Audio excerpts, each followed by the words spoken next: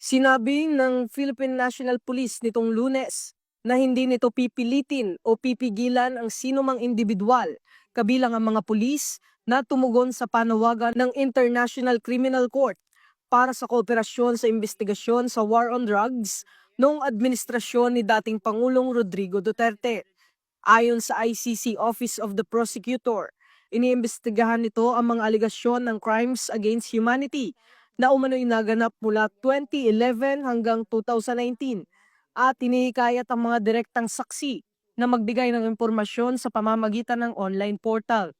Nilinaw ni PNP spokesperson, Police Brigadier General Randolph Tuanyo, na ang panawagan ng ICC ay isang voluntaryong imbitasyon at hindi pa formal na summons. Binibigyan din ng PNP na ang pakikipag-ugnayan sa ICC ay personal na desisyon at pinayuhan ng mga pulis na kumonsulta muna sa legal counsel. Iginiit din ng PNP ang paggalang nito sa due process at karapatang legal ng mga miyembro nito kahit pa umatras na ang Pilipinas sa ICC noong 2019. Ito ang bagong PNP para sa bagong Pilipinas, serbisyong mabilis, tapat at nararamdaman.